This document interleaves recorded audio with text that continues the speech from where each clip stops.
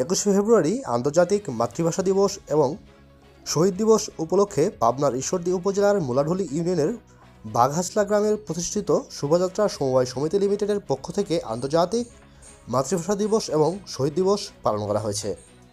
পাবনা জেলা প্রতিনিধি আইয়ুব আলীর পাঠানো তথ্য ভিডিও চিত্রে থাকছে বিস্তারিত। অভিযান নিউজ টিভির সাথে আছি আমি তৌফিক হাসান। সকালে সমিতির কার্যালয়ের সামনে জাতীয় পতাকা উত্তোলনের মধ্য দিয়ে অনুষ্ঠান কর্মসূচি শুরু হয়।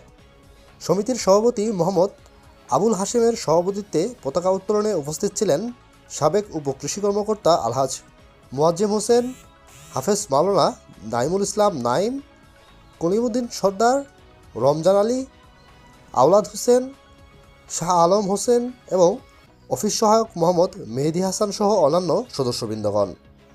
অনুষ্ঠানের সার্বিক তত্ত্বাবধানে ছিলেন সমিতির সাধারণ সম্পাদক এবং অভিযান নিউজ টিভি পাবনা জেলা প্রতিনিধি মোহাম্মদ আইয়ুব আলী। 1952 সালে ভাষা আন্দোলনের সকল শহীদদের প্রতি শ্রদ্ধা জানিয়ে 1 মিনিট নীরবতা পালন করা হয় এবং শহীদদের জন্য দোয়া ও আলোচনা করা হয়।